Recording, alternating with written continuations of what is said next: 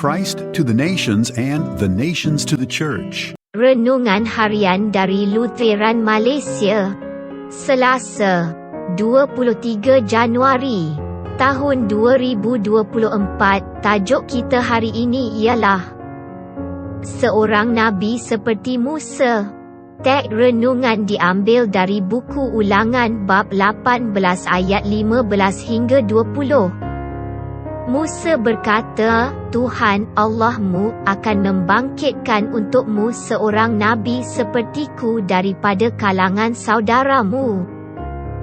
Dialah yang harus kamu dengar, seperti yang telah kamu minta kepada Tuhan Allahmu di Horeb pada hari kamu berkumpul. Katamu, janganlah kami dengar lagi suara Tuhan Allah kami. Dan janganlah kami lihat lagi api yang besar ini, supaya jangan kami mati. Kemudian Tuhan berfirman kepadaku, apa yang dikatakan mereka itu baik. Aku akan membangkitkan bagi mereka seorang nabi seperti engkau daripada kalangan saudara mereka.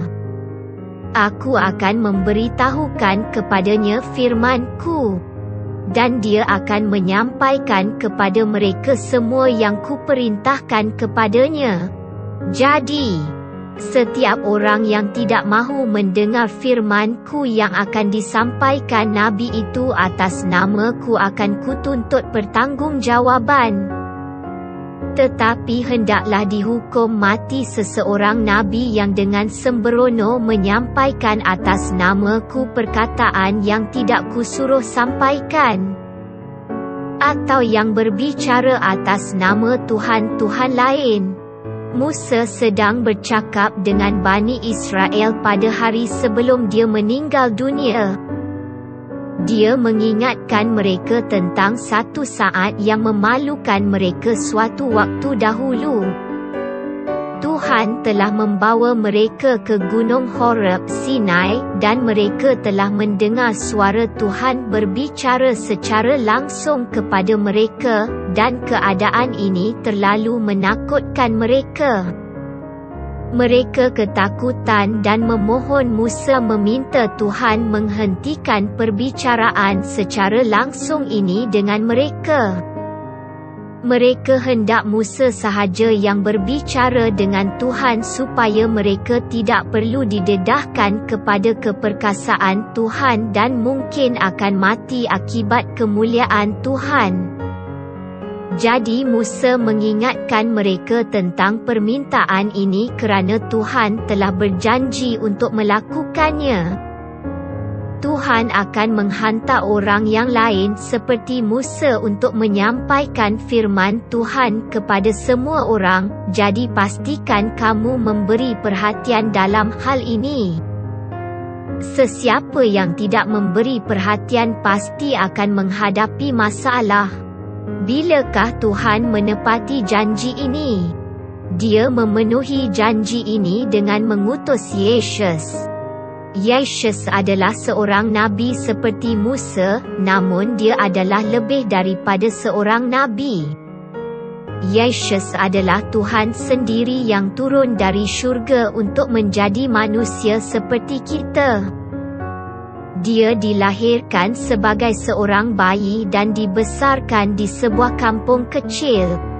Sebagai seorang dewasa, dia melakukan semua kerja yang sama seperti kita. Lepas itu, dia memulakan kerja pelayanannya yang hanya boleh dilakukan oleh Tuhan, menyampaikan firman Tuhan kepada orang ramai, mengajar, berkhutbah, menyembuh dan mengampuni manusia. Akan tetapi, bukan setakat ini sahaja. Pada akhir pelayanannya, Yesus rela menyerahkan nyawanya sendiri demi umat Tuhan. Dia membiarkan dirinya dikhianati oleh seorang kawan, ditangkap, diejek, disebat dan disalibkan. Bagaimana Tuhan boleh membiarkan semua perkara seperti ini berlaku kepada anaknya? Hanyalah kerana kasih-Nya kepada kita. Kemudian, Yesus bangkit dari kematian dan tidak akan mati lagi, supaya kamu dan saya yang percaya kepadanya tidak akan mengalami kematian yang kekal. Kita akan bersamanya selama-lamanya, bergembira dan bersukacita, jika kita benar-benar mendengar dan percaya kepada Tuhan yang Esa yang telah dijanjikan kepada kita. Inilah dia Yesus. Kita berdoa, Bapa Syurgawi. Terima kasih kerana mengutus Yesus, penyampai firman-Mu kepada kami. Amin.